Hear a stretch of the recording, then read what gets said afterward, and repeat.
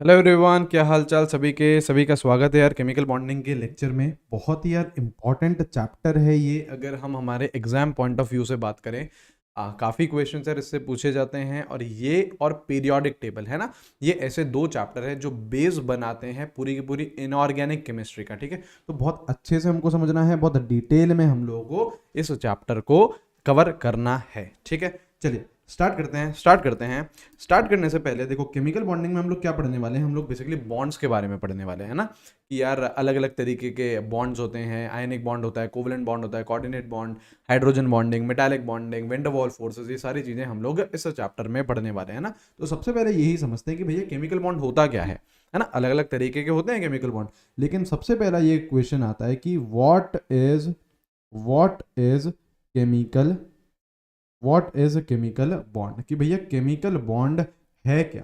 Chemical bond है क्या, तो देखो केमिकल बॉन्ड को आप ऐसे डिफाइन कर सकते हो कि basically it is a force of attraction. ये क्या है? एक फोर्स ऑफ अट्रैक्शन है बिटवीन बिटवीन टू और मोर देन टू एटम्स। दो भी एटम आ सकते हैं या फिर दो से अधिक एटम भी आ सकते हैं to form a stable molecule. आपको क्या करना है? एक स्टेबल मॉलिक्यूल बनाना है। तो स्टेबल मॉलिक्यूल बनाना है तो दो या फिर दो से अधिक आपको एटम चाहिए रहेंगे, करेक्ट है ना। तो उनके बीच में जो फोर्स ऑफ अट्रैक्शन होता है उसे ही हम क्या बोलते हैं? केमिकल बॉन्ड बोलते हैं। ठीक है, अब अलग अलग तरीके के केमिकल बॉन्ड रहते हैं, अलग अलग तरीके के केमिकल बॉन्ड रहते हैं। जैसे एक रहता है आपका आयनिक बॉन्ड, ठीक है, एक रहता है आयनिक बॉन्ड, एक रहता है कोवलेंट बॉन्ड। हमको सारे बॉन्ड डिस्कस करने हैं, बहुत अच्छे से शानदार तरीके से सारी चीज़ें डिस्कस करेंगे। ठीक है, फिर क्या रहता है आपका कोऑर्डिनेट बॉन्ड, फिर रहता है कोऑर्डिनेट बॉन्ड। ठीक है, और कौन सी बॉन्डिंग होती है? और आपकी जैसे मेटालिक बॉन्डिंग होती है, मेटल्स में पाए जाते हैं। ठीक है, और कौन सी बॉन्डिंग होती है? हाइड्रोजन बॉन्डिंग होती है ना। क्या होती है कि कैसे होती है, ये सारी चीज़ें छोड़ दो, ये सब तो हम लोग आगे पढ़ने वाले हैं। ठीक है, एक और आपके टाइप के फोर्सेस होते हैं वेंडरवॉल फोर्सेस, वेंडरवॉल फोर्सेस। ठीक है, तो ये सारी चीज़ें हम लोगों को इस चैप्टर में पढ़नी है। ठीक है, सबसे इंपॉर्टेंट क्या है कि भैया ठीक है, आपने इतने सारे बॉन्ड तो बता दिए, लेकिन हमारे लिए सबसे ज़्यादा इंपॉर्टेंट क्या है? हमारे लिए सबसे ज़्यादा इंपॉर्टेंट है कोवलेंट बॉन्ड। जो हीरो होता है ना एक चैप्टर का, वो ये है। मतलब देखो, जितनी भी जो थ्योरीज आती है, जैसे आपने मे भी नाम सुन रखा होगा, valence bond theory, hybridisation, VACBR, MOT, सबकी सब आपकी कोवलेंट बॉन्ड पे ही बेस्ड है। लेकिन इसका मतलब ये नहीं कि यार हम लोग और बॉन्ड पढ़ेंगे नहीं ना, और बॉन्ड भी हम लोग पढ़ेंगे, लेकिन सबसे ज़्यादा जो समय हम बताएंगे वो कोवलेंट बॉन्ड के साथ बताएंगे। ठीक है, चलिए स्टार्ट करते हैं। सबसे पहले आयनिक बॉन्ड को डिस्कस करते हैं। ठीक है, हेडिंग डालते हैं आयनिक बॉन्ड। या चलो, आयनिक बॉन्ड से पहले भी एक चीज और मैं आपको बता देता हूं कि चलो ठीक है, ये देखो केमिकल बॉन्ड तो बन रहा है ना। देखो केमिकल बॉन्ड तो बन रहा है, लेकिन कॉज क्या है केमिकल कॉम्बिनेशन का, है ना। चलो पहले ये देख लो, उसके बाद हम बॉन्ड्स पे जाते हैं। क्या है कॉज ऑफ केमिकल कॉम्बिनेशन? कि यार आपके दो एटम या दो से अधिक एटम आए और उन्होंने क्या बनाया? बॉन्ड बनाया। लेकिन उनके पीछे उनका मकसद क्या था कि यार क्यों बॉन्ड बनाया? इंडिविजुअल एटम की तरह भी तो एग्जिस्ट कर सकते थे। तो आप दो या फिर दो से अधिक आपके एटम्स आए और उन्होंने एक बॉन्ड बनाया, तो क्यों बनाया? कॉज क्या था? ये हम चीज पढ़ना चाह रहे हैं। ठीक है, तो देखो सबसे पहला कॉज क्या था? To gain stability, to gain stability, है ना। हर कोई दुनिया में क्या स्टेबल होना चाहता है, और दो या फिर दो से अधिक जब एटम्स आते हैं और जब बॉन्ड बनाते हैं तो स्टेबिलिटी मिलती है उन्हें, है ना। तो वो स्टेबिलिटी गेन करते हैं। जैसे सपोज करो आपका कोई सा भी एटम, कोई सा भी मैं मॉलिक्यूल ले लेता हूं ए बी, मैंने कोई सा भी रैंडम मॉलिक्यूल ले लिया ए और बी, तो ये मैंने क्या दिखाया है? बॉन्ड दिखाया है। ये मैंने क्या दिखाया है? बॉन्ड दिखाया है, करेक्ट। तो इस बॉन्ड का मतलब क्या है? ये फोर्स ऑफ अट्रैक्शन है बिटवीन ए एंड बी। सही है, तो ए और बी बॉन्ड क्यों बना रहे हैं? ताकि उनको स्टेबिलिटी मिल सके, ठीक है। यहां पे एक देखो ग्राफ भी पढ़ाया जाता है, यहां पे एक ग्राफ आता है, देखिएगा एक सेकेंड। ए और बी के, है ना, ए और बी का एनर्जी वर्सेस डिस्टेंस का ग्राफ रहता है, देखिएगा यहाँ पे, है ना। क्या ग्राफ रहता है? जैसे हमने एक ग्राफ बनाना चाहा, ठीक है। यहां पे मैंने क्या ले लिया? यहां पे मैंने ले लिया डिस्टेंस, ए और बी का डिस्टेंस, यार रुको एक सेकेंड, इसको ऊपर ले लो थोड़ा सा, ठीक है, ठीक है ना। देखिए ए और बी के बीच में मैंने एक्स एक्सिस पे क्या ले लिया, डिस्टेंस ले लिया, एक्स एक्सिस पे मैंने ले लिया डिस्टेंस, ठीक है। वाई एक्सिस पे मैं क्या ले लेता हूँ, एनर्जी। अब देखो एक सीधा सीधा फंडा ये होता है कि जो एनर्जी और स्टेबिलिटी रहती है वो इन्वर्सली प्रोपोर्शनल रहती है।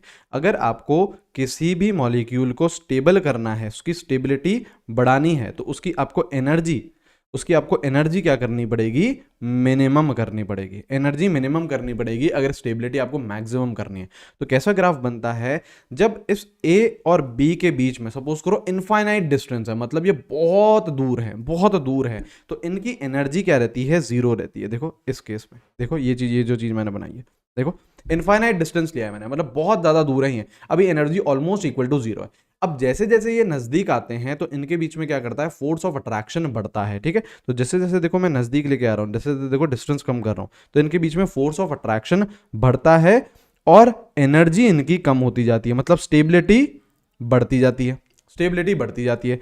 एक पॉइंट आता है जिसे हम बोलते हैं मिनिमम एनर्जी का पॉइंट, कि भैया वो जितना नजदीक आने थे वो आ चुके हैं, अब वो और ज्यादा नजदीक नहीं आ पाएंगे। अगर वो और ज्यादा नजदीक आएंगे तो उनके बीच में रिपल्शन आ जाएगा, अट्रैक्शन नहीं रहेगा, क्या आ जाएगा, रिपल्शन। और रिपल्शन आ जाएगा तो अनस्टेबिलिटी आ जाएगी, एनर्जी बढ़ने लग जाएगी। तो देखो एक मिनिमम एनर्जी का पॉइंट आता है, उसके बाद अगर आप और डिस्टेंस कम करते हो, उनको आप और नजदीक लेके आते हो, तो उनके बीच में रिपल्शन स्टार्ट हो जाता है एंड एनर्जी स्टार्ट इंक्रीजिंग, और क्या आ जाती है, अनस्टेबिलिटी आ जाती है। तो इस पॉइंट को क्या बोला जाता है, इस पॉइंट को क्या बोला जाता है, इस पॉइंट को बोला जाता है, इस पॉइंट पे देखो क्या क्या हो रहा है, इस पॉइंट पे एनर्जी इज मिनिमम, एनर्जी क्या है, मिनिमम है। एनर्जी मिनिमम है तो जो स्टेबिलिटी है, जो स्टेबिलिटी है वो क्या है, मैक्सिमम, वो क्या है, मैक्सिमम। और इसी पॉइंट को क्या बोला जाता है, बॉन्ड लेंथ भी बोला जाता है। मतलब देखो हर किसी बॉन्ड की एक लेंथ होती है, एक फिक्स्ड लेंथ होती है हर किसी बॉन्ड की। वो फिक्स्ड लेंथ कब होती है, जब उसकी एनर्जी मिनिमम हो जाती है और स्टेबिलिटी मैक्सिमम हो जाती है। तो उस डिस्टेंस को हम क्या बोलते हैं, बॉन्ड लेंथ। मतलब बेसिकली ये जो डिस्टेंस है, ये जो डिस्टेंस है, ये क्या होता है, आपका बॉन्ड लेंथ होती है। ये क्या है, बॉन्ड लेंथ। तो एक बात ध्यान रखना, बॉन्ड लेंथ पे क्या हो जाता है, एनर्जी मिनिमम हो जाती है और स्टेबिलिटी मैक्सिमम हो जाती है, ठीक है। अब देखो बॉन्ड लेंथ तो ये रही, ये रही। अब अगर आप डिस्टेंस और कम करना चाहते हो तो देखो अब एनर्जी बढ़ने लग रही है, अब एनर्जी क्या कर रही है, बढ़ रही है, देखिए। और एनर्जी बढ़ रही है तो स्टेबिलिटी कम होते जाती है, मतलब बॉन्ड टूट सकता है। देखो हर किसी बॉन्ड का क्या होता है, एक लेंथ होती है, एक स्पेसिफाइड लेंथ होती है कि यार ये जो ए है और ये जो बी है एक पर्टिकुलर डिस्टेंस तक ही नजदीक आ सकते हैं। अगर आप इनके बीच में नजदीकियां और बढ़ाओगे तो इनके बीच में रिपल्शन डोमिनेट करने लग जाता है और चीजें टूट सकती है, बॉन्ड टूट सकता है। इसका मतलब जो देखो ये वाला पॉइंट है ना, जो बॉन्ड लेंथ के पहले है, ये वाला पॉइंट, ये वाला ग्राफ, यहां पे आपका फोर्स ऑफ अट्रैक्शन डोमिनेट करता है, फोर्स ऑफ अट्रैक्शन डोमिनेट करता है। तभी तो देखो नजदीक आए जा रहे हैं, आए जा रहे हैं और एनर्जी भी कम होती जा रही है। लेकिन एक बार वो मिनिमम एनर्जी तक पहुंच गए और उसके बाद भी आपने डिस्टेंस कम करा तो देखो एनर्जी बढ़ रही है, एनर्जी बढ़ रही है मतलब अनस्टेबल हो रहे हैं, अनस्टेबल हो रहे हैं मतलब रिपल्शन आ रहा है। तो इस वाले ग्राफ में फोर्स ऑफ रिपल्शन डोमिनेट करता है, फोर्स ऑफ रिपल्शन डोमिनेट करता है। आई बात समझ में। तो मेन फंडा क्या है, एटम्स कंबाइन क्यों कर रहे हैं, ताकि अपनी वो स्टेबिलिटी मैक्सिमम कर सकें। और स्टेबिलिटी मैक्सिमम कहां होती है, जहां पे एनर्जी मिनिमम है, बॉन्ड लेंथ के केस में, ठीक है। तो पहला तो कॉज ये है केमिकल कॉम्बिनेशन का। दूसरा कॉज क्या है, दूसरा कॉज है भैया, दूसरा कॉज है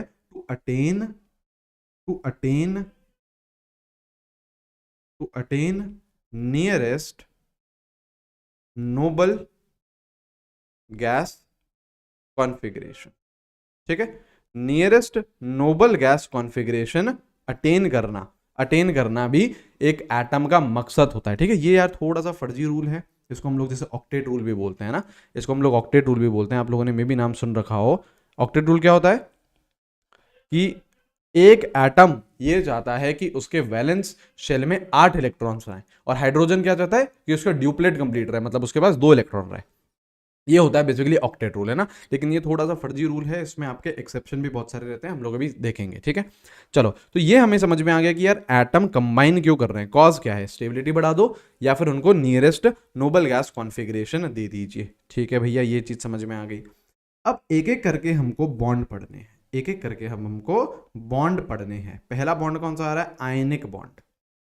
पहला बॉन्ड कौन सा आ रहा है, आयनिक बॉन्ड। इसको और क्या बोला जाता है, इसको और बोला जाता है इलेक्ट्रोवेलेंट बॉन्ड भी बोला जाता है, तो इलेक्ट्रोवेलेंट बॉन्ड भी बोला जाता है, ठीक है, ठीक है, आई बात समझ में, है ना। अब बेसिकली ये बॉन्ड है क्या, अब ये बॉन्ड है क्या, पहले तो डेफिनेशन देखो, it is electrostatic, it is electrostatic bond between, electrostatic bond between cation and अनायन। एक कैटायन एंड अनायन के बीच में जो इलेक्ट्रोस्टैटिक बॉन्ड होता है, एक कैटायन है और एक अनायन है, एक पॉजिटिव चार्ज है एक नेगेटिव चार्ज है, उन दोनों के बीच में कौन से फोर्सेस रहेंगे, इलेक्ट्रोस्टैटिक फोर्सेस रहेंगे। उसी फोर्सेस को क्या बोला गया है, आयनिक बॉन्ड बोला गया है। तो जनरली ये जो बॉन्ड है आयनिक बॉन्ड किसके बीच में पाया जाता है, किसके बीच में पाया जाता है, मेटल एंड नॉन मेटल के बीच में। क्यों, क्योंकि जो मेटल भैया हैं वो क्या बन सकते हैं, ये क्या बन सकते हैं, कैटायन बन सकते हैं, ये क्या बन सकते हैं, अनायन बन सकते हैं। तो आपका bond between cation and अनायन, bond between metal and non metal, तो जनरली ये बॉन्ड मेटल और नॉन मेटल के बीच में पाया जाता है। अब देखो यहाँ पे कैसे होता है काम, यहाँ पे कैसे होता है काम, जैसे सपोज करो सोडियम है, इसकी इलेक्ट्रॉनिक कॉन्फ़िगरेशन लिखे हम लोग, इलेक्ट्रॉनिक कॉन्फ़िगरेशन लिखे तो ये हो जाएगी नियॉन 3s1, है ना। ये सपोज करो एक इलेक्ट्रॉन लूज करता है और ये किस में कन्वर्ट हो जाएगा, Na+ बाय लूजिंग 1 इलेक्ट्रॉन, तो ये हो गया आपका नियॉन। तो देखो इसने nearest noble gas configuration achieve कर ली। इसके बाजू में कौन था, नियॉन था, देखो इसने इलेक्ट्रॉन लूज करा और उसने nearest noble gas configuration achieve कर ली। ऐसे ही क्या होता है, जैसे सपोज करो क्लोरीन है, जैसे सपोज करो क्लोरीन है, ये आ गया नियॉन, ये आ गया 3s2 3p5।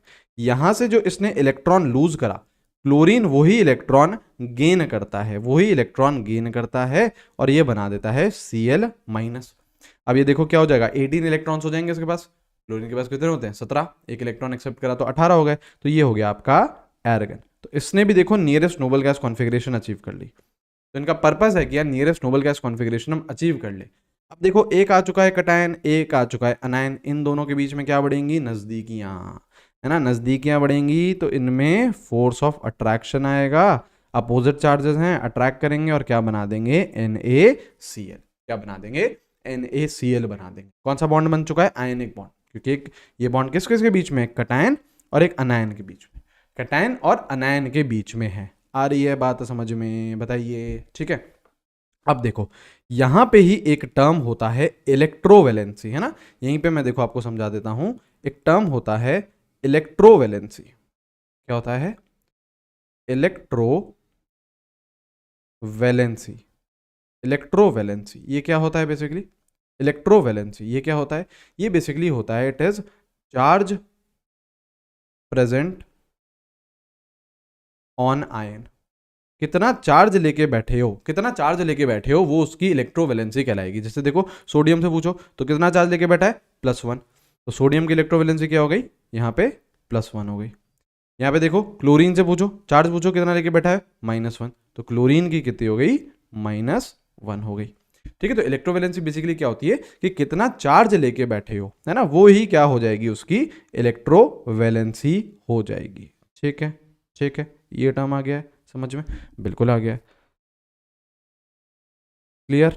चलो अब देखो, अब हमको पढ़नी है कि भैया क्या फेवरेबल कंडीशंस हैं एक आयनिक बॉन्ड की। देखो आयनिक बॉन्ड किस किस के बीच में बन रहा है, एक कैटायन के बीच में बन रहा है और एक अनायन के बीच में बन रहा है, बिल्कुल सही है सर। तो क्या फेवरेबल कंडीशंस हैं, है ना, अब हमको पढ़ना है, अब हमको पढ़ना है favourable conditions, favourable conditions for ionic bond.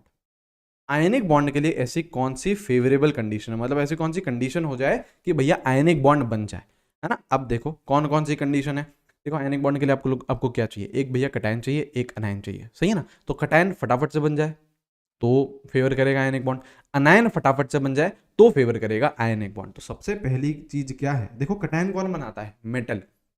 और मेटल कैसे बनाता है, यहाँ पे देखो, यहाँ पे देखो मेटल ने क्या करा, सोडियम मेटल था, इसने क्या करा, अपना इलेक्ट्रॉन लूज करा, और इलेक्ट्रॉन जब लूज करता है तो उस एनर्जी को हम क्या बोलते हैं, आयनाइजेशन एनर्जी। तो भैया पहली फेवरेबल कंडीशन है low ionization energy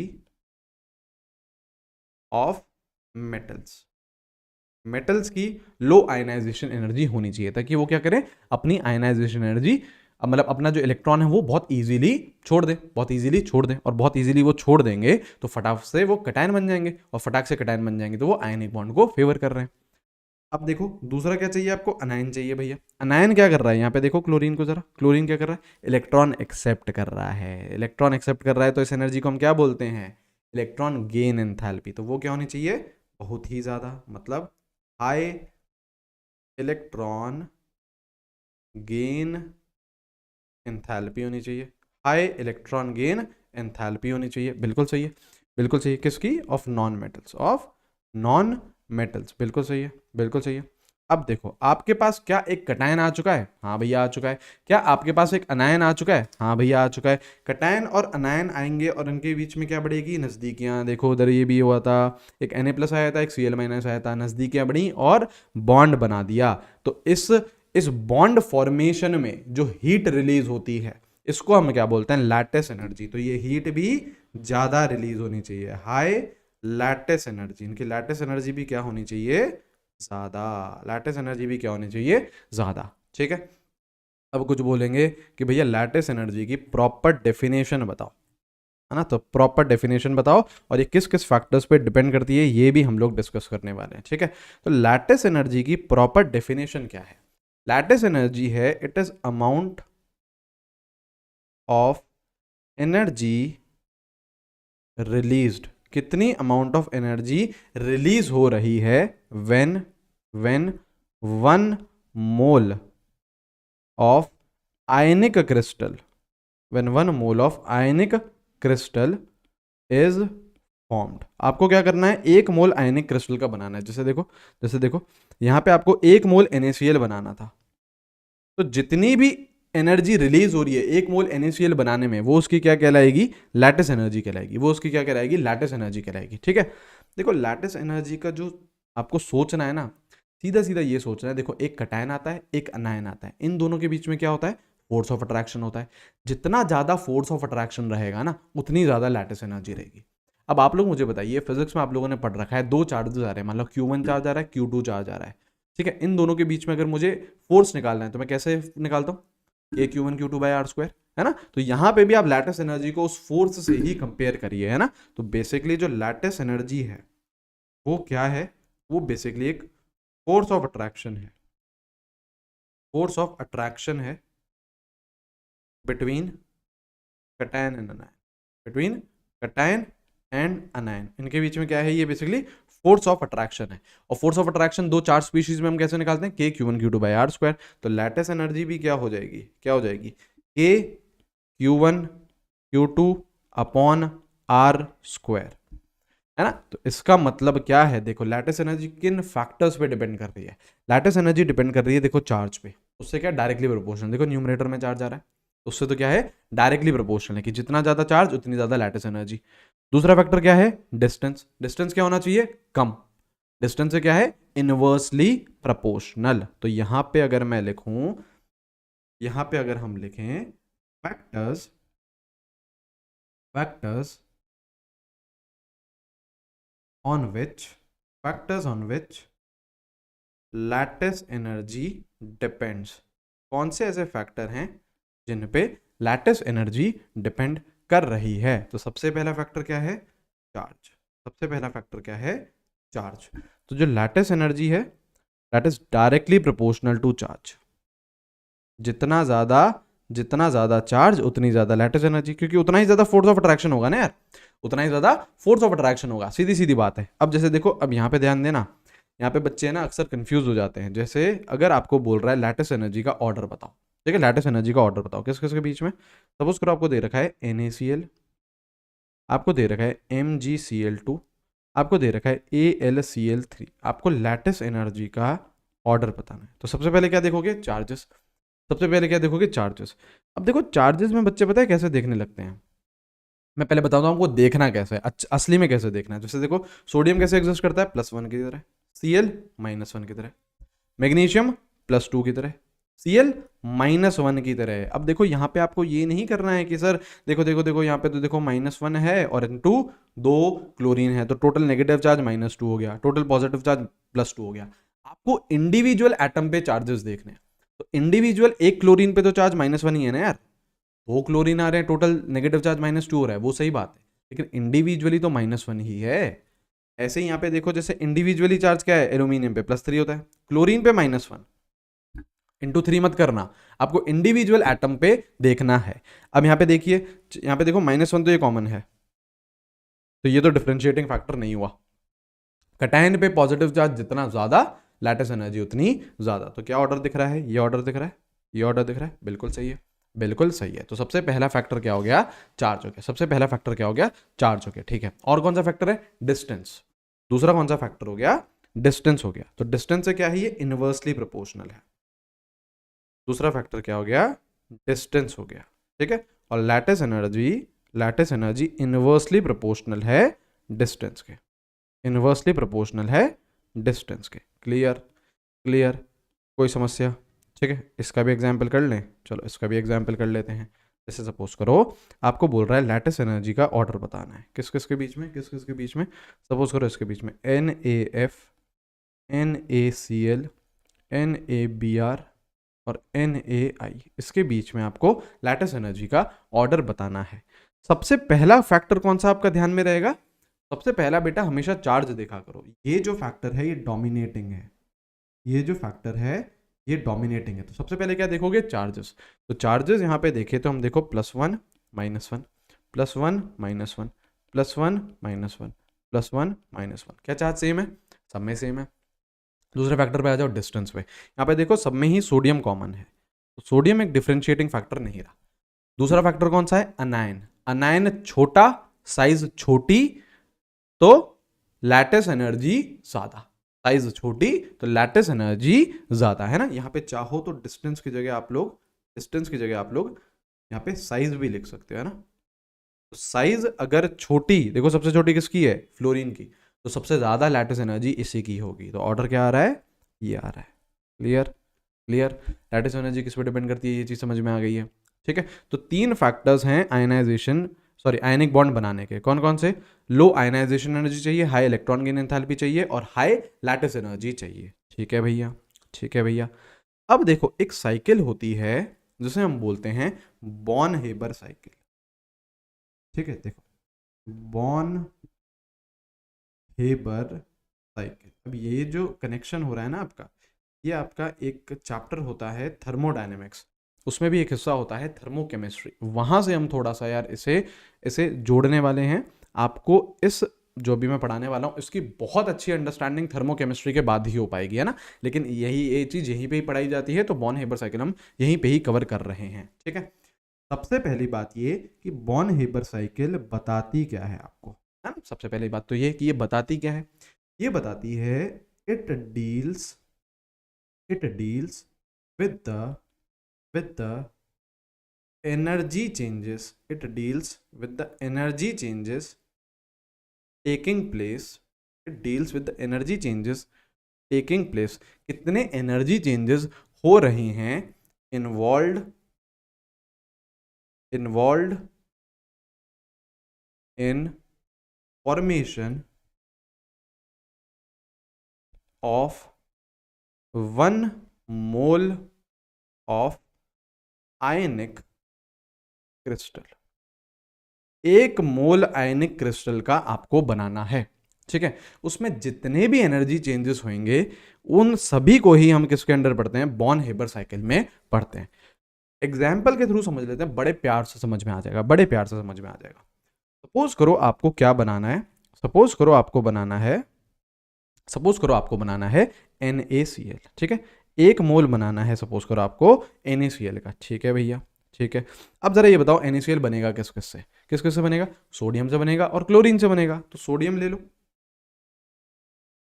solid form में एग्जिस्ट करता है, बिल्कुल। क्लोरीन कैसे एग्जिस्ट करता है? Cl2 के गैशियस फॉर्म में, बिल्कुल सही है, बिल्कुल सही है। अब आ जाओ, 1 मोल NaCl बनाना है, यहाँ पे 1 मोल है, ठीक है। किसके से बनेगा? सोडियम से और क्लोरीन से। अब देखो सोडियम कौन से फॉर्म में है भैया? सॉलिड फॉर्म में। सॉलिड फॉर्म में वो रिएक्टिव नहीं होता है, किस में आपको कन्वर्ट करना पड़ता है? पहले उसको गैशियस फॉर्म में कन्वर्ट करना पड़ता है। तो चलो स्टार्ट करते हैं। पहले इसको आपने क्या करा? गैशियस फॉर्म में आप इसको कन्वर्ट करोगे तो ये क्या हो जाएगा? Sodium gas. अब आप लोग मुझे बताइए, एक सब्सटेंस सॉलिड से गैस जा रहा है तो उसको हम क्या बोलते हैं? इस प्रोसेस को हम क्या बोलते हैं? सब्लिमेशन बोलते हैं। तो इसमें एनर्जी कितनी लगेगी? Delta H sublimation. क्या बोलेंगे? Delta H sublimation. Delta H क्या है? एंथैल्पी होता है यार ये बेसिकली, है ना। इसको हम लोग एनर्जी भी बोल सकते हैं आप लोग। डेल्टा एच क्या है? एंथैल्पी है। और किसकी है? सब्लिमेशन की। क्यों? क्योंकि सॉलिड से गैस जा रही हो, करेक्ट। ठीक है, जरा NaCl को घूरना। NaCl को घूरो तो NaCl में Na+1 में है, ये -1 में है ना, चार्जेस हैं। Na+1 में, Cl -1 में। तो यहाँ पे सोडियम हमारे पास देखो भी न्यूट्रल है, तो क्या यहाँ से एक इलेक्ट्रॉन हमें निकालना पड़ेगा? हाँ भैया निकालना पड़ेगा। तो आओ निकालो, निकालो। तो यहाँ से अगर मैं एक इलेक्ट्रॉन निकालूं तो ये किस में कन्वर्ट हो जाएगा? ये कन्वर्ट हो जाएगा Na+ गैशियस फॉर्म। हाँ है ना, बिल्कुल सही है, बिल्कुल सही है।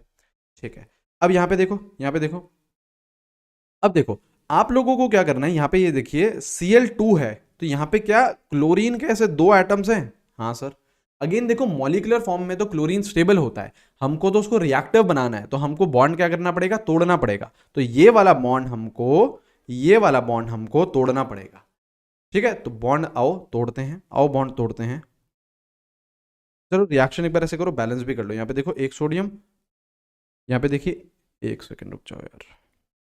अरे यहाँ पे देखो, यहाँ पे देखो एक सोडियम, यहाँ पे देखो एक सोडियम, यहाँ पे एक क्लोरीन, तो इसको हाफ कर दो यार, है ना, इसको हाफ कर दो। रिएक्शन बैलेंस करते हुए चलते हैं, बैलेंस करते हुए चलते हैं। ठीक है, अब देखो, अब देखिए आपको क्या करना है, यहाँ पे क्लोरीन का बॉन्ड तोड़ना है। ये जो क्लोरीन है, क्लोरीन का बॉन्ड तोड़ना है ना, ये वाला बॉन्ड तोड़ना है। तो कौन सी एनर्जी लगेगी? है ना, बॉन्ड डिसोसिएशन एनर्जी।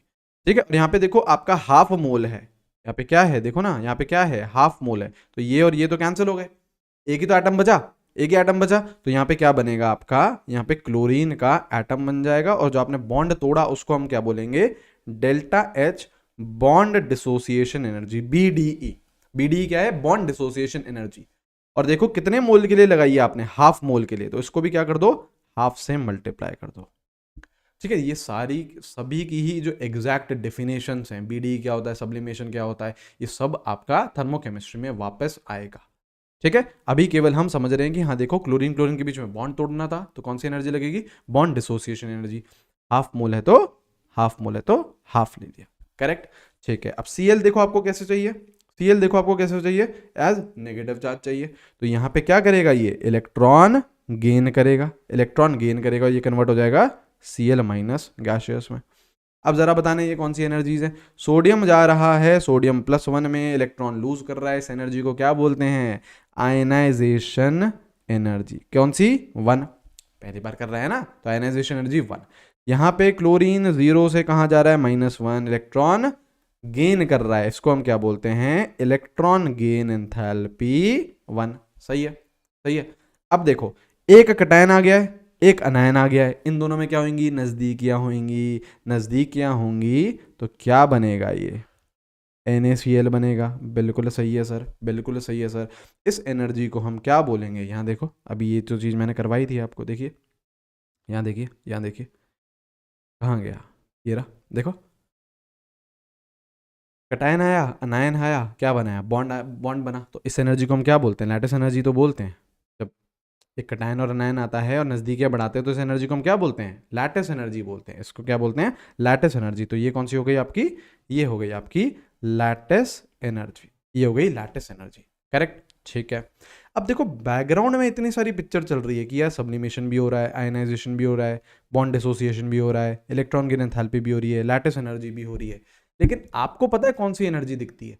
आपको सिर्फ ये वाली एनर्जी दिखेगी कि देखो यही तो हो रहा है। मतलब हमको अपनी आंखों से तो केवल यही नेट एनर्जी दिखेगी, लेकिन बैकग्राउंड में देखो कितनी सारी एनर्जी हो रही है, कितनी सारी एनर्जी पार्टिसिपेट कर रही है। तो हमको कौन सी एनर्जी दिखती है? Delta H formation. देखो NaCl फॉर्म हो रहा है ना, NaCl क्या हो रहा है, बन रहा है, NaCl क्या हो रहा है, बन रहा है, तो हमको क्या दिखेगा, डेल्टा H फॉर्मेशन दिखेगा। और डेल्टा H फॉर्मेशन किसके बराबर होगा, इन सभी के बराबर होगा, क्योंकि बैकग्राउंड में तो असली में ये काम कर रहे हैं ना।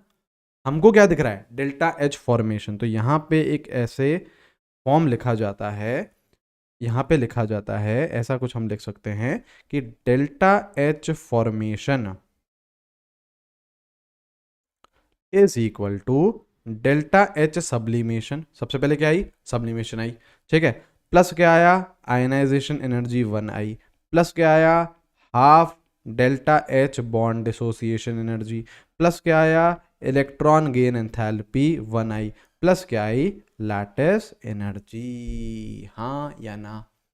अब देखो इसको रटना नहीं है कि यार ये चीज़ हम लोगों ने बैठ के रट ली, नहीं नहीं नहीं बेटा, ये हमने NaCl के लिए साइकिल बनाई है। ऐसे ही आप लोग अगर दूसरा कंपाउंड लोगे, जैसे सपोज करो MgCl2 ले लिया, तो साइकिल ये नहीं आएगी, साइकिल कुछ और आएगी उसमें। लेकिन ये हमेशा पक्की बात है कि जो फॉर्मेशन होगा वो इन सब के बराबर होगा। ठीक है, क्लियर है, क्लियर है, ठीक है सर, है ना। ये होती है बॉर्न हेबर साइकिल। तो देखो ये साइकिल बता क्या रही है, ये साइकिल ये बता रही है कि यार जब आपको अगर 1 मोल आयनिक क्रिस्टल का बनाना है, सपोज करो 1 मोल NaCl का बनाना है, तो भैया पीछे से इतनी सारी बैकग्राउंड में एनर्जीज काम करती हैं, तब जाके 1 मोल NaCl का बनता है। तब हम किस में पढ़ रहे हैं, बॉर्न हेबर साइकिल में।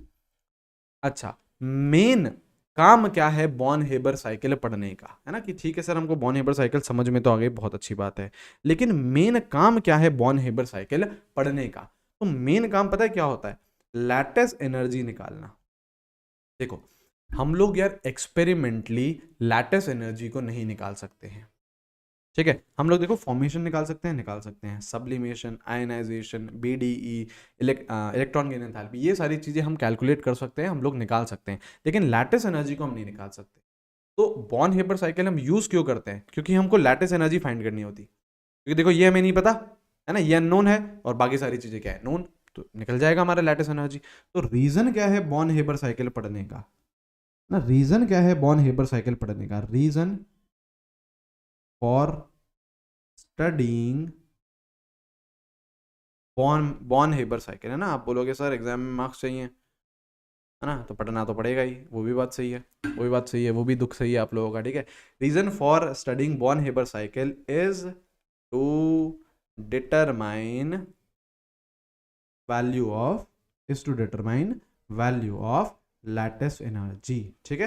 क्यों, क्योंकि लैटिस एनर्जी को आप ऐसे एक्सपेरिमेंटली फाइंड नहीं कर सकते, ठीक है, एक्सपेरिमेंटली फाइंड नहीं कर सकते। तो उसके लिए आपको क्या चाहिए, बॉर्न हेबर साइकिल ही चाहिए, बॉर्न हेबर साइकिल ही आपको चाहिए। आई है बात समझ में या नहीं, बताइए बताइए, ठीक है। तो ये था आपका कोवलेंट बॉन्ड, ये था आपका, सॉरी ये था आपका आयनिक बॉन्ड। आयनिक बॉन्ड के बारे में हम लोगों ने बहुत सही डिटेल में पूरी चीज पढ़ ली। देखो ये सब कुछ आपका आयनिक बॉन्ड है, ये सब कुछ पूरा आपका आयनिक बॉन्ड है। हीरो कौन है इस चैप्टर का, हीरो है भैया कोवलेंट बॉन्ड, है ना, हीरो है कोवलेंट बॉन्ड। तो पहले तो ये समझो कि उस हीरो होता कौन है, मतलब क्यों है ये हीरो, क्या होता है ये, और फिर हम इसके डीप डाउन हम इसमें करने वाले हैं, ठीक है, ठीक है। हेडिंग डालो, कोवलेंट बॉन्ड, कोवलेंट बॉन्ड, ठीक है, ठीक है, कोवलेंट बॉन्ड, ठीक है।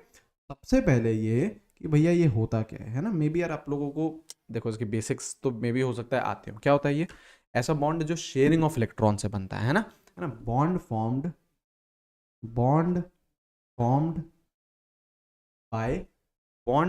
By mutual sharing of electrons. Mutual sharing of electron कि भैया एक तू लेके आ बॉन्ड, सॉरी एक तू इलेक्ट्रॉन लेके आ, एक मैं इलेक्ट्रॉन लेके आता हूँ, बढ़िया, दोनों शेयर करेंगे और हम लोग कोवलेंट बॉन्ड बनाएंगे, हम लोग कोवलेंट बॉन्ड बनाएंगे, ठीक है। जैसे इसका देखो काम क्या रहता है, जैसे देखो यहाँ पे जैसे देखो, जैसे आपका हो गया हाइड्रोजन, ठीक है, ये रहा हाइड्रोजन, हाइड्रोजन के पास एक इलेक्ट्रॉन, ये मैंने एक इलेक्ट्रॉन दिखा दिया, ठीक है। हाइड्रोजन के पास एक और हाइड्रोजन आया, ये एक और इलेक्ट्रॉन, इन दोनों के बीच में क्या होगी, बढ़िया शेयरिंग होगी, इन दोनों के बीच में क्या होगी, शेयरिंग। शेयरिंग होने का मतलब क्या है कि ये जो आपका शेयर्ड पेयर ऑफ इलेक्ट्रॉन है, देखो ये वाला और ये वाला, ये इस हाइड्रोजन के भी इर्द गिर्द घूमेगा, इस हाइड्रोजन के भी इर्द गिर्द घूमेगा, दोनों के ये चक्कर लगाएगा, मतलब ऐसा कुछ हो जाएगी पिक्चर, देखो ऐसा कुछ हो जाएगी। ये जो शेयर्ड पेयर ऑफ इलेक्ट्रॉन है इस हाइड्रोजन के साथ भी घूमेगा और ये जो शेयर्ड पेयर ऑफ इलेक्ट्रॉन है इस हाइड्रोजन के साथ भी घूमेगा और म्यूचुअल शेयरिंग हो रही है। म्यूचुअल शेयरिंग मतलब एक इलेक्ट्रॉन एक हाइड्रोजन लेके आए, एक इलेक्ट्रॉन एक हाइड्रोजन लेके आए। बताओ क्या यहाँ पे इसका ड्यूप्लेट कंप्लीट हो चुका है हाइड्रोजन का? हाइड्रोजन के ड्यूप्लेट का क्या मतलब है कि उसके लास्ट शेल में 2 इलेक्ट्रॉन्स है ना? तो यहाँ पे इसका ये ड्यूप्लेट कंप्लीट हो गया है। बहुत अच्छी बात है, बहुत अच्छी बात है। ऐसे ही सपोज करो आपका O2 मॉलिक्यूल बनता है, O2 बनता है, अब ऑक्सीजन है, वैलेंस इलेक्ट्रॉन कितने होते हैं सर? 6 होते हैं, है ना? देखो ये रहा ऑक्सीजन, ये रहा ऑक्सीजन, ठीक है? देखो यहाँ पे 6 बना दें, ये रहे 6, ऐसे ही देखो ये रहे 6 बना दिए, ये रहे 6, बिल्कुल सही है, बिल्कुल सही है। अब क्या होगी? शेयरिंग होगी, इसके और इसके बीच में शेयरिंग होगी, इसके और इसके बीच में शेयरिंग होगी। करेक्ट है, करेक्ट है। अब देखो ये जो शेयर्ड पेयर ऑफ इलेक्ट्रॉन है ये है ना, ये शेयर्ड पेयर, ये शेयर्ड पेयर क्या करेंगे? इस ऑक्सीजन के आसपास भी घूमेंगे, इसके आसपास भी घूमेंगे। अब देखो जरा कैसे घूमते हैं, कैसे घूमते हैं, देखिए देखिए, ये एक ऐसा, ठीक है, और ये ऐसा, ऐसे घूमते हैं।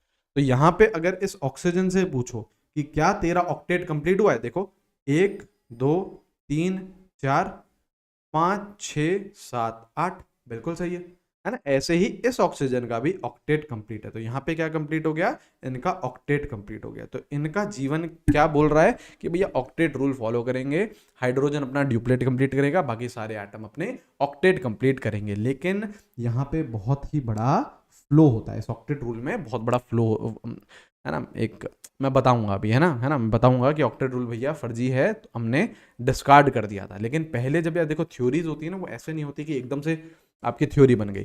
पहले कोई थ्योरी आती है, फिर वो रिजेक्ट कर दी होती है, फिर थ्योरी आती है, फिर वो रिजेक्ट कर दी होती है। तो इस थ्योरी को रिजेक्ट कर दिया गया था, है ना, ऑक्टेट रूल को रिजेक्ट कर दिया गया था, ठीक है। चलिए अब देखो दो तरीके के आपके पेयर होते हैं, या चलो इसको मैं ऐसे समझाता हूं, एक और अमोनिया का आपको स्ट्रक्चर दिखाता हूं। जैसे ये अमोनिया होता है, ये N, इधर ये देखो H, इधर ये देखो H, इधर ये देखो H, देखो 3 बॉन्ड बना लिए, बिल्कुल बना लिए। यहाँ पे देखो शेयरिंग हो रही है, ये इलेक्ट्रॉन शेयर हो रहा है, ये इलेक्ट्रॉन शेयर हो रहा है, ये इलेक्ट्रॉन शेयर हो रहा है, सही है। नाइट्रोजन के पास वैलेंस कितने होते हैं? वैलेंस कितने होते हैं सर? वैलेंस होते हैं 5। इसने देखो 3 बॉन्ड बना लिए हैं, तो मतलब 3 इलेक्ट्रॉन देखो उसके बॉन्डिंग में काम आ गया, जो मैंने हाईलाइट करके दिखाए, बिल्कुल सही है। 2 इलेक्ट्रॉन अभी भी पड़े होंगे, हाँ सर पड़े हुए होंगे, तो ये जरा दिखाओ कहाँ है, ये रहे इलेक्ट्रॉन। तो यहां से डेफिनेशन निकलती है bond pair and lone pair की। क्या चीज?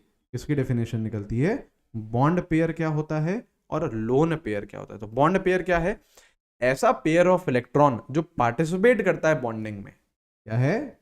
Pair of electron participating in bonding, participating in bonding. Bonding में अगर वो पार्टिसिपेट करता है तो उसको हम क्या बोलते हैं? बॉन्ड पेयर बोलते हैं। जैसे देखो ये बॉन्ड पेयर है, ये बॉन्ड पेयर है, ये बॉन्ड पेयर है, क्योंकि पार्टिसिपेट कर रहा है बॉन्डिंग में, है ना, बॉन्ड बन रहा है। बेसिकली बॉन्ड को ही बोलते हैं बॉन्ड पेयर, ठीक है। और एक क्या होता है आपका? Lone pair. एक क्या होता है आपका? Lone pair. ऐसा पेयर इलेक्ट्रॉन का, pair of electron not participating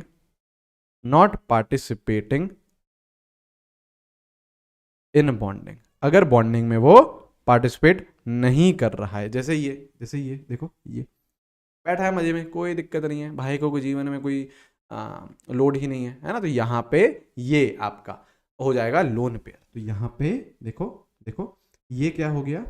ये हो गया आपका लोन पेयर LP, और ये क्या हो गए आपके बॉन्ड पेयर। तो अगर मैं बात करूं कितने बॉन्ड पेयर हैं, तो इस केस में आपके 3 बॉन्ड पेयर हैं और 1 लोन पेयर है। सही है या नहीं? बताइए सही है या नहीं? क्लियर है? जैसे देखो एक और स्ट्रक्चर दिखाता हूँ और चीज समझाता हूँ आप लोगों को ना, समझते चलो, मजा आ जाएगा, है ना। जैसे देखो ये है XeF4 का ऐसा कुछ स्ट्रक्चर है, ठीक है। देखिए इसमें पूछ सकता है बॉन्ड पेयर बताओ, लोन पेयर बताओ, सारी चीजें, है ना। तो देखो जिनॉन के पास, अच्छा पहली बात तो यार ये ध्यान रख लो कि यार लोग, बच्चों को लगता है कि सर नोबल गैस है जिनॉन, तो ये कैसे कंपाउंड बना रहा है। तो बच्चा बनते हैं, है ना, नोबल गैसेस के कंपाउंड आप लोगों को इजीली मिल जाएंगे, ठीक है। कितने वैलेंस इलेक्ट्रॉन होते हैं नोबल गैसेस के पास? 8। तो ये देखो यहाँ पे 4 तो उसके बॉन्डिंग में काम आ गए, देखो जिनॉन के 4 तो बॉन्डिंग में काम आ गए, बिल्कुल सर आ गए। तो 4 इसके पास ऐसे ही पड़े हुए होंगे, देखो 4 इसके पास ऐसे ही पड़े हुए होंगे, बिल्कुल होंगे। बिल्कुल होंगे। ठीक है, फ्लोरीन के पास कितने होते हैं? फ्लोरीन के पास कितने होते हैं वैलेंस? 7 होते हैं। ठीक है, तो देखो एक फ्लोरीन के पास एक तो उसने काम में ले लिया, देखो ये रहा, बाकी 6 ऐसे पड़े हुए होंगे। सही है ना? देखो ऐसे ही हर किसी फ्लोरीन की हालत होगी। बिल्कुल सही है, बिल्कुल सही है, बिल्कुल सही है, बिल्कुल सही है। ठीक है, ठीक है, ठीक है। अब आ जाओ बॉन्ड पेयर और लोन पेयर गिन लेते हैं। तो देखो बॉन्ड पेयर कितने हैं, बॉन्ड पेयर कितने हैं? देखो ना यार, ये रहा बॉन्ड पेयर, 1 2 3 4। कितने बॉन्ड पेयर हैं? 4। ठीक है, lone pair on xenon, xenon पे कितने लोन पेयर हैं? देखिए ये एक लोन पेयर जिनॉन का, ये दूसरा लोन पेयर, तो कितने हैं? 2 हैं। लोन पेयर कितने हैं जिनॉन पे? 2 हैं। ठीक है, लोन पेयर ऑन 1 फ्लोरीन, एक फ्लोरीन पे बताओ कितने लोन पेयर हैं? तो यहां देखो ना, एक lone pair, 2 lone pair, 3 lone pair. तो एक फ्लोरीन पे कितने लोन पेयर हैं? 3 लोन पेयर हैं। ठीक है, और total lone pair on fluorine कितने हो गए? एक पे 3 है, ऐसे 4 फ्लोरीन है आपके पास, तो 3 इंटू 4 विच इज 12। और अगर आपसे पूछ ले टोटल लोन पेयर इन मॉलिक्यूल, पूरे मॉलिक्यूल में कितने लोन पेयर हैं, तो देखो जिनॉन पे कितने हैं? 2, फ्लोरीन पे 12, तो 2 plus 12 which is what? 14। Correct, correct. ठीक है, तो ऐसे टाइप के आपको सवाल पूछे जा सकते हैं, ऐसे टाइप के आपको सवाल पूछे जा सकते हैं। ठीक है, अब देखिए, देखिए और क्या होता है। जैसे देखो हम लोग जब कोवलेंट बॉन्ड, जब हम लोग आयनिक बॉन्ड पढ़ रहे थे, तो हम लोगों ने एक डेफिनेशन देखी थी, इलेक्ट्रोवैलेंसी। इलेक्ट्रोवैलेंसी क्या होती है? कितना चार्ज प्रेजेंट है एक आयन पे। ऐसे ही एक और यहाँ पे डेफिनेशन आती है कोवलेंट बॉन्ड में, कोवैलेंसी। क्या आती है? कोवैलेंसी। ठीक है, ठीक है, ये क्या होता है? कोवैलेंसी क्या होता है? Number of bonds formed by an atom. एक एटम कितने बॉन्ड बना रहा है, एक एटम कितने बॉन्ड बना रहा है, वो क्या कहलाएगी? उसकी कोवैलेंसी कहलाएगी। जैसे बात करें n, इधर Cl, इधर Cl, इधर Cl, कितनी कोवैलेंसी हो गई नाइट्रोजन की? 3 हो गई। क्यों? क्योंकि वो 3 बॉन्ड बना रहा है, 3 बॉन्ड बना रहा है। ऐसे ही अगर बात करें PCl5 की, तो P, इधर Cl, इधर Cl, इधर Cl, ठीक है, इधर Cl, इधर Cl। अब देखो फॉस्फोरस कितने बॉन्ड बना रहा है? यहाँ पे भैया फॉस्फोरस 5 बॉन्ड बना रहा है, तो इसकी कोवैलेंसी कितनी हो गई? 5 हो गई। इसकी कोवैलेंसी कितनी हो गई? 5 हो गई। अब सीधा सीधा ये सवाल आता है कि सर ये कोवैलेंसी डिटरमाइन कौन करता है और हम कैसे निकाल सकते हैं कोवैलेंसी, ये समझाइए। देखो एक यहाँ पे कॉन्सेप्ट आता है एक्सटेंडेड कोवैलेंसी का, ध्यान से सुनिएगा, है ना। एक यहाँ पे कॉन्सेप्ट आता है एक्सटेंडेड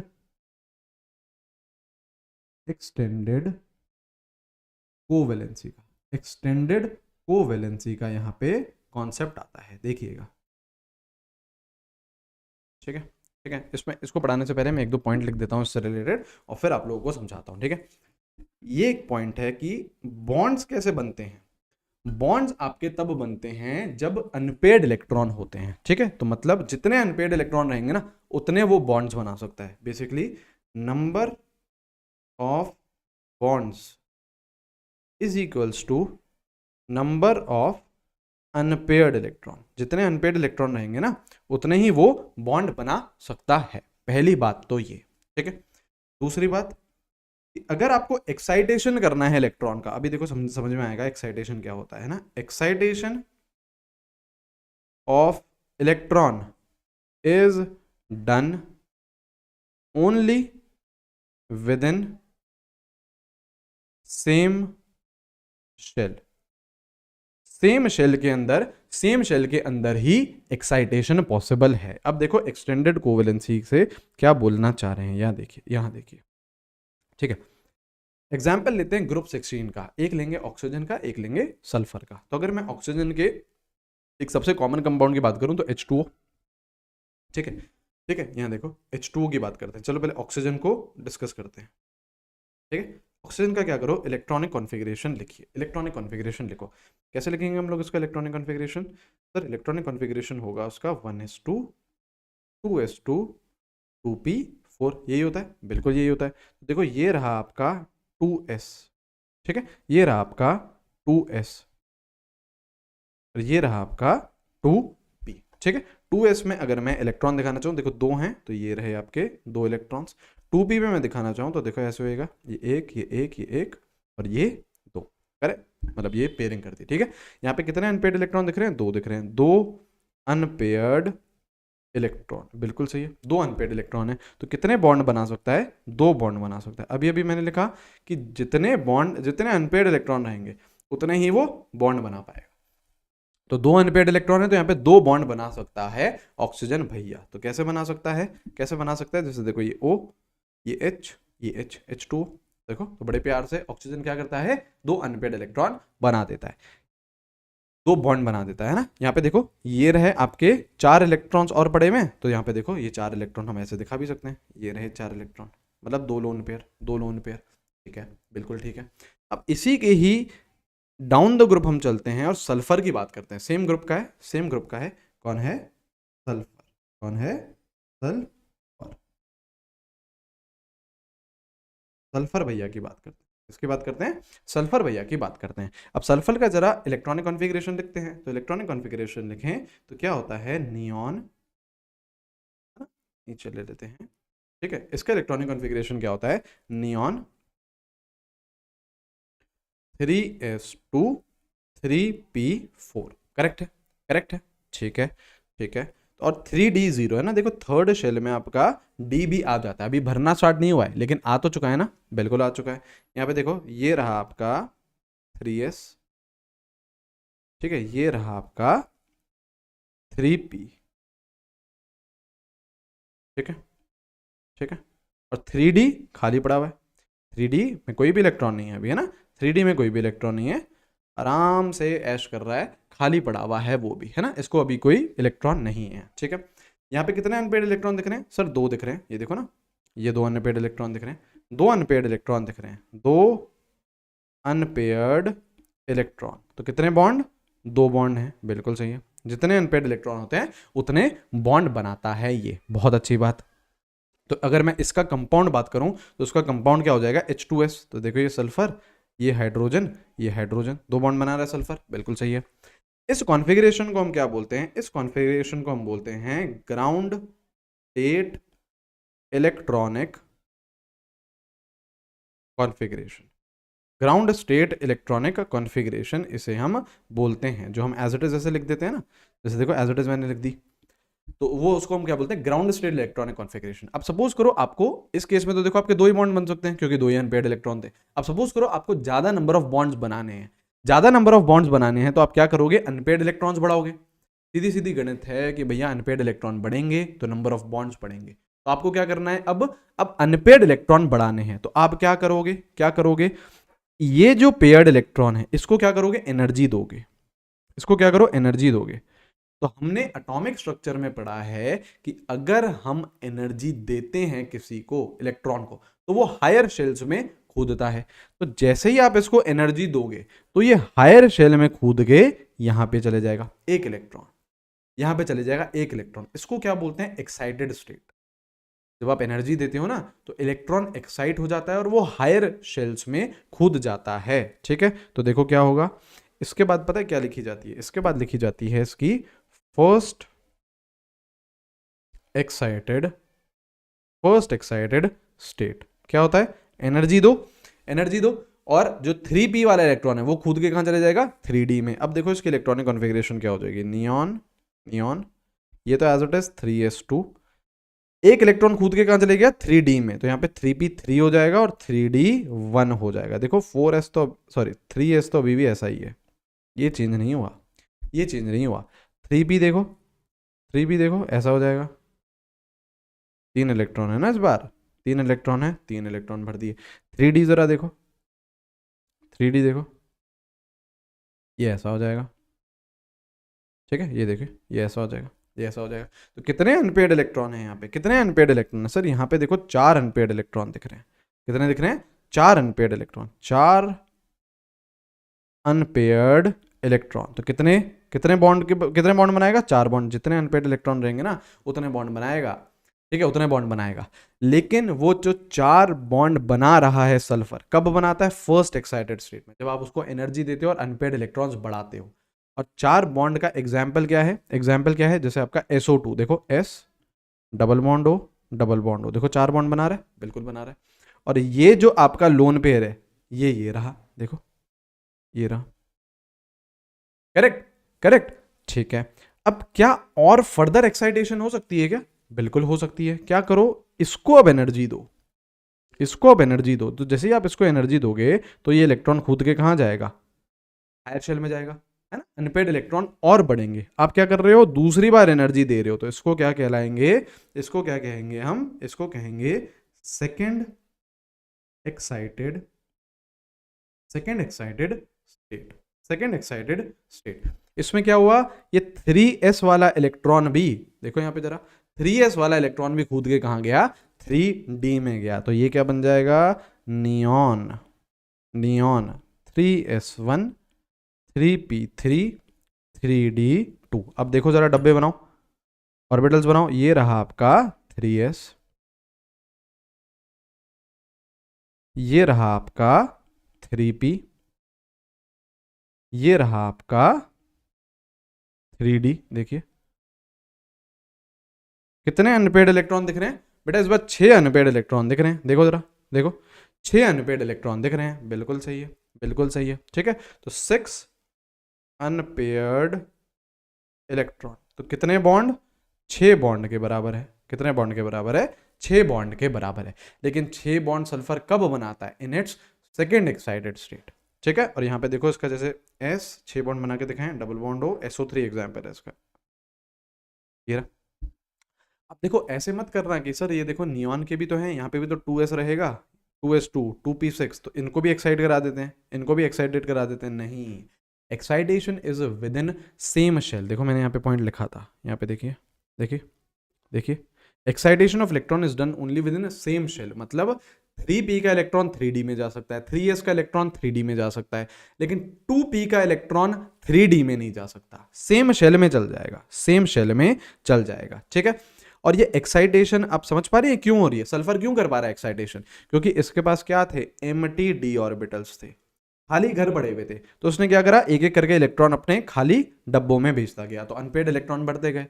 तो ये जो एक्सटेंडेड कोवेलेंसी होती है कि यार अपनी देखो कोवेलेंसी, सल्फर कभी 2 भी दिखा रहा है, कभी 4 भी दिखा रहा है, कभी 6 भी दिखा रहा है, तो कोवेलेंसी एक्सटेंड कर रहा है। वो क्यों कर पा रहा है? क्योंकि उसके पास एम्प्टी ऑर्बिटल्स हैं। लेकिन ऑक्सीजन क्यों नहीं कर पा रहा? ऑक्सीजन बेचारा बोल रहा है हमारे पास एम्प्टी ऑर्बिटल है ही नहीं।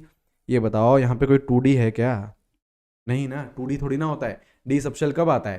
थर्ड शेल में, है ना। तो ऑक्सीजन आपका एक्सटेंड नहीं कर पाता है कोवेलेंसी, क्यों? क्योंकि उसके पास एम्प्टी डी ऑर्बिटल्स नहीं है। तो यहां पे मैं लिख सकता हूं कि ऑक्सीजन, ऑक्सीजन, या फिर इनफैक्ट ऑक्सीजन की जगह आप लिख दो सेकेंड पीरियड एलिमेंट। हम बहुत अगर वो लिखना चाहें, जनरलाइज करना चाहें, नाइट्रोजन भी नहीं कर पाएगा क्योंकि उसके पास भी डी नहीं है, क्लोरीन भी नहीं कर पाएगा क्योंकि उसके पास भी डी नहीं है। तो इनफैक्ट क्या बोले हम? सेकेंड पीरियड एलिमेंट्स, जो सेकेंड पीरियड एलिमेंट्स हैं, can not extend their, can not extend their covalency. ये भाई साहब अपनी कोवेलेंसी को एक्सटेंड नहीं कर पाते हैं।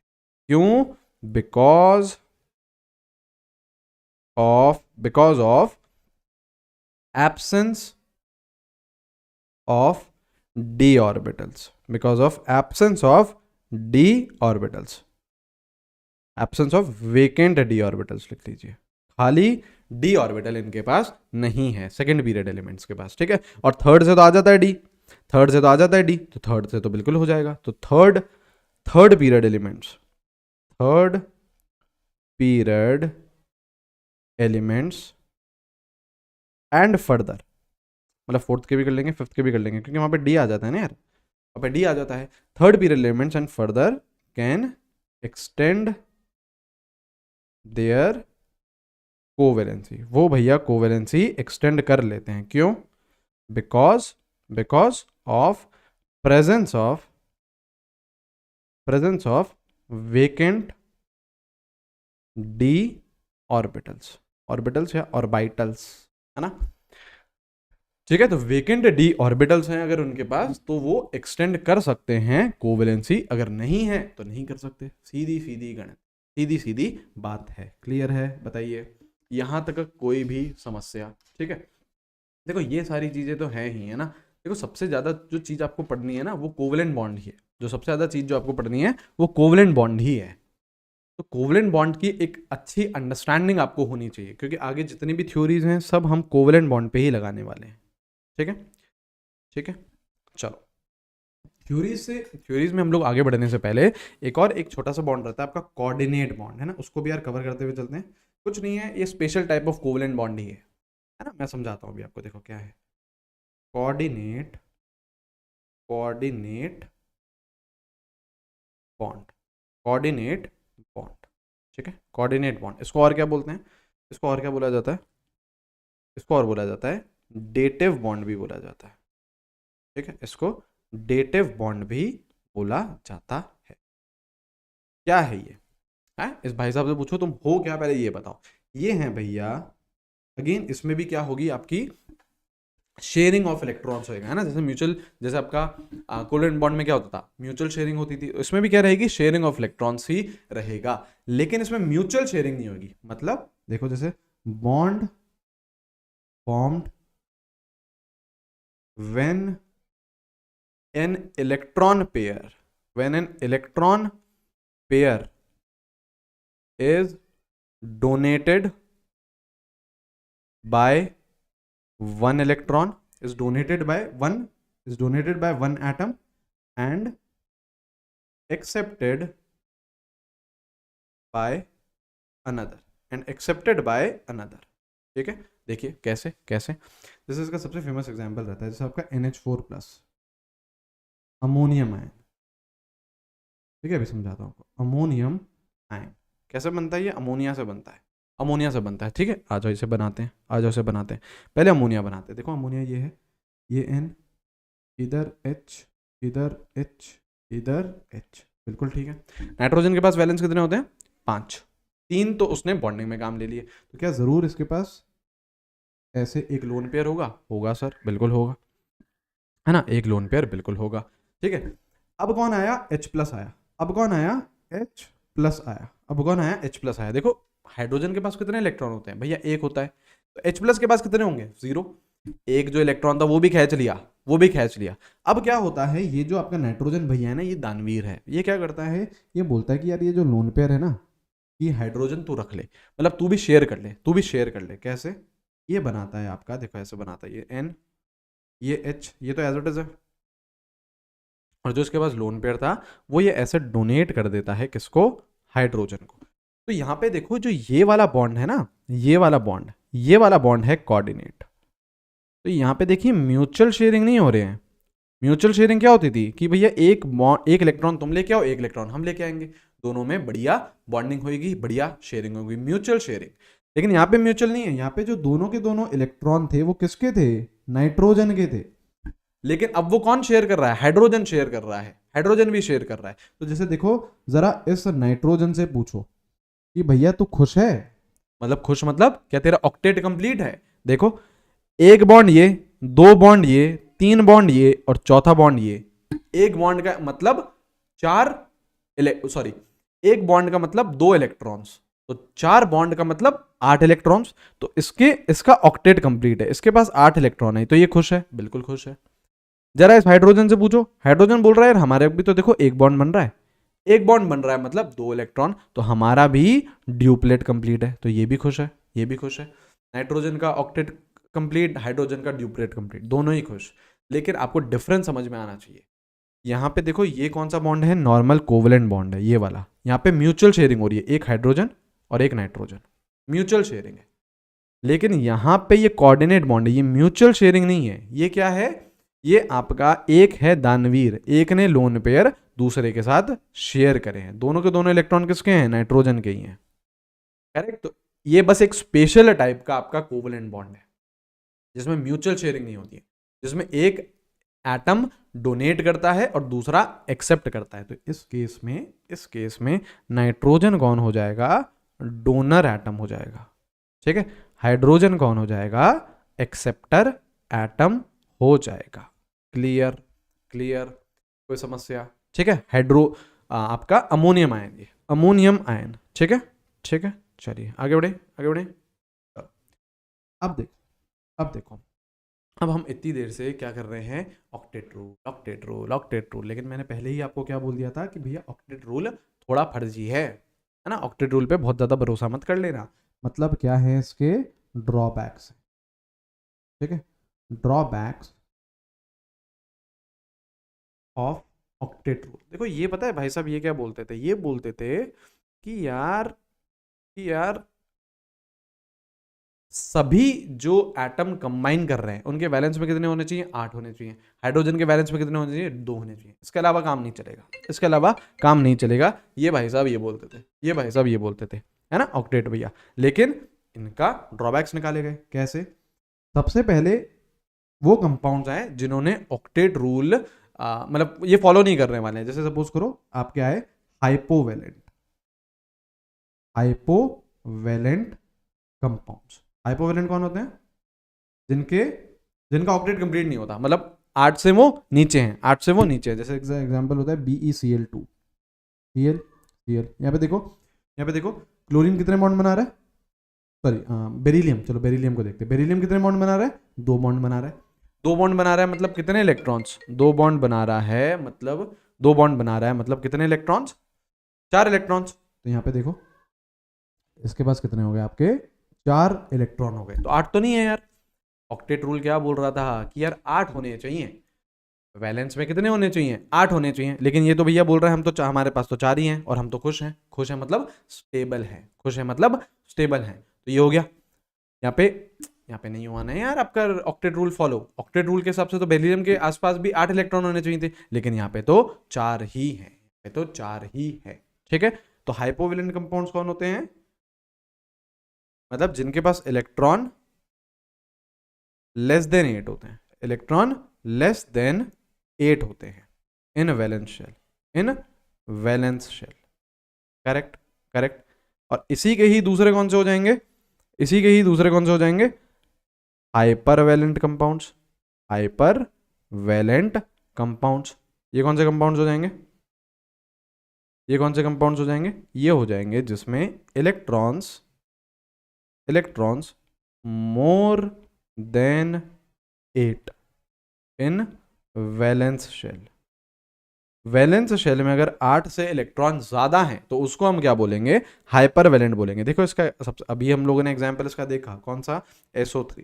जैसे देखो इधर S, double bond O, double bond O, double bond O। Sulphur को जरा देखो कितने बॉन्ड बना रहा है, 6 बॉन्ड बना रहा है। 6 बॉन्ड बना रहा है तो कितने इलेक्ट्रॉन्स हैं यहाँ पे, 12 इलेक्ट्रॉन्स हैं।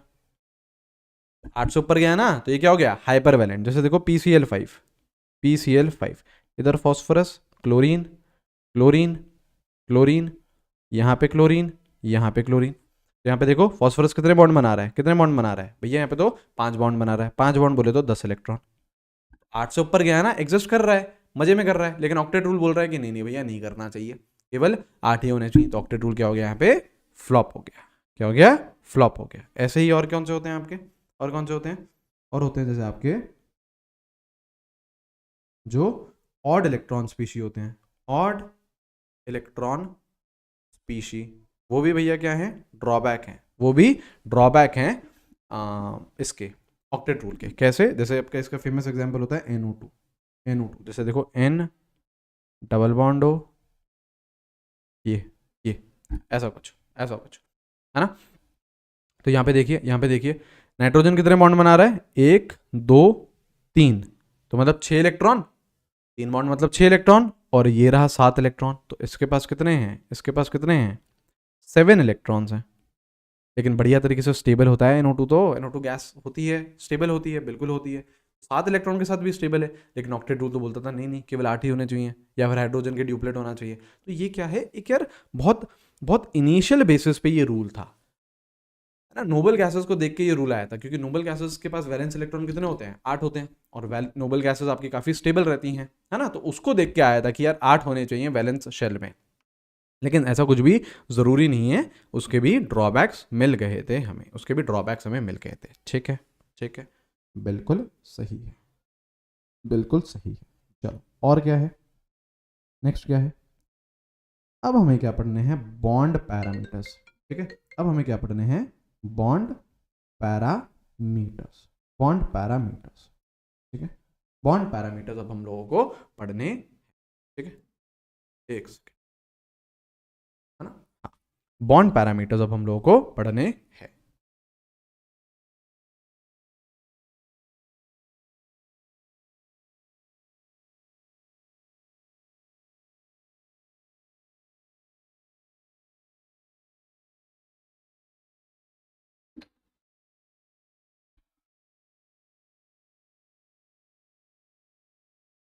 हेलो, हाँ जी, हाँ हाँ बताइए।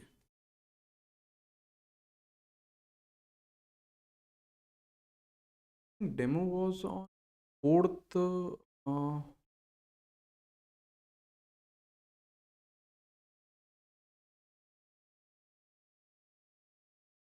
okay, okay, okay. Actually, I was in class right now. Can we schedule it for tomorrow if possible?